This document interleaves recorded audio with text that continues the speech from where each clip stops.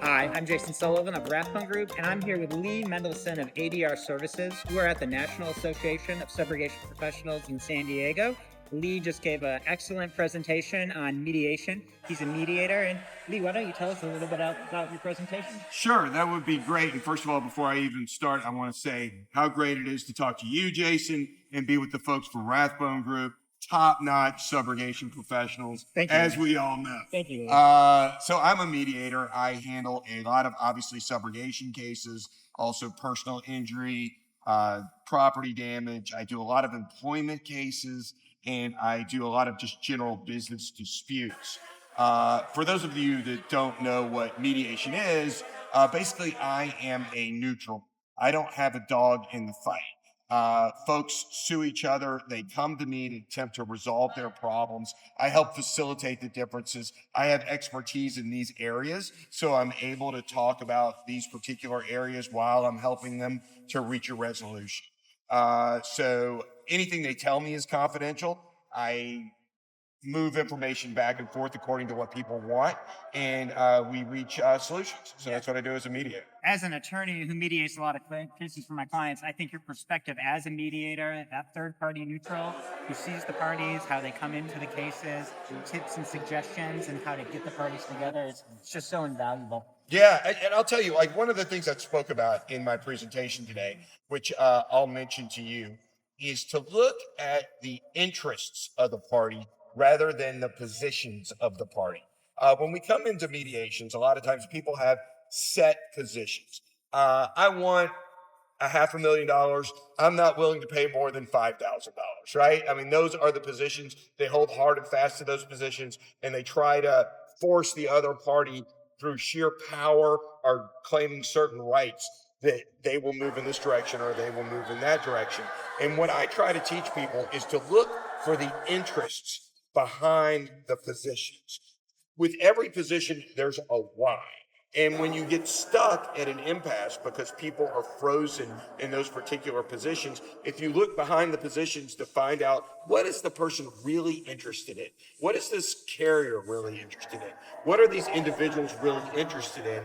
You're able to reach solutions. And I worked really hard. When I was an attorney, I advocated very hard for my clients. I was very focused on reaching a good result for my clients. Now, as a mediator, I advocate very, very strongly for a wise solution. I want to find a wise settlement if there is one available. And I think one of the things you talked about was preparation and how important it is to actually think about what your position is and what your whys are, as well as the other side. Correct. Yeah. And what we talk about, so I also, as an aside, I teach negotiation theory at Pepperdine University. And what we talk about in our class at Pepperdine, I mean, when students come in there, I tell them, listen, if you don't leave this class without knowing you have to be prepared before you go into a negotiation, then I have failed you. Like what I want to hear is preparation. And what I also want to hear is to look for those interests behind the positions. And with preparation, what do we look at? We look at, for our own selves, what is the best alternative to a negotiated agreement? What is the bat nut? What am I going to do if we don't settle the case? What's going to happen to me if we don't settle the case? Then I want to look at the other side and what is their best alternative? What are they going to do if they don't settle the case? Are they going to continue with the litigation? Are we going to spend a lot more money on discovery? Are there going to be expert fees involved? What are the best alternatives to not reaching a resolution today? Then we want to look at what we call the reservation value. Like, what is the walkaway point? Because your walkaway point's not going to be what your best alternative to the negotiating agreement is. Because if your walkaway point was the BATNA, you didn't need to show up to the negotiation anyway, right? So I help people find what their walkaway point is. And then once you see the two walkaway points from the two parties, the zone of possible agreement, the ZOPA between the two walkaway points, that's where you're going to settle. And that's where the haggling takes place. It's in that zone. And so try to prepare beforehand to figure that out for yourself, to figure that out for the other side, and to try to find what that zone is. I thought one of the things that was really important you talked about too is understanding, letting the parties talk and express what their why is. Because sometimes it's not necessarily clear, but as you get them in their separate rooms and discuss, finding out what that is helps you create the solution that creates more pie, as you said. Right. Yeah, don't look at a pie and cut it up, but create more pie. And I'll give you a great example is the Bangladeshi monk case that I had not too long ago. 501c3 is formed by folks that want to open up a certain type of Buddhist temple, right?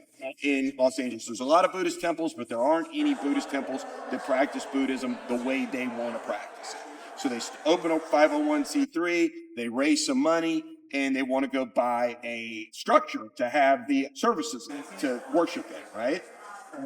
They do that. They can't get any credit. These are all first generation folks. This is a brand new 501c3. They can't get the credit they need to buy the temple. So two parishioners from the temple, a couple, they use their credit to buy a home. They live there and they hire a monk to come over from Paris to run the temple, okay? And so now the temple is in the name of these two individuals, and the folks that raise the money, the corporation, gives the money to that couple, and then they pay the mortgage. Turns out this monk that they hired isn't running the temple the way a lot of the other folks want it to happen. So the corporation ends up suing the individuals that live in the home. The folks that live in the home wanted to run the way the monk is telling them to run it. And so they say, hey, we're not going to give the money back you gave for the temple because it's doing what we're supposed to do. They say, hey, give us the money back because we want to start a new temple because you're not doing what we had said. Now, there wasn't enough money to open two temples. Okay. If they split the money, then there would be no temple at all. So we looked to the interest. The positions were, I want my money back. No, I'm not going to give you the money. The interests were, we want to worship the way we want to worship. So what was the solution? The solution was to take that temple and set different times for different services run by different people, so everyone was served. So look behind the positions to find the interest. Well, and I know you put a lot of effort. You prepare as a mediator yourself, but to come up with creative solutions that help both parties. I know you do a great job with that. So I appreciate you sharing your experiences with us, and keep doing up the good work you're doing. Thanks, Jason. I appreciate it. It's great to be here and talk to you. Yeah. For On Subrogation and Rathbone Group in San Diego, this is Jason Sullivan with Lee Mendelson, and that's the long and short of it.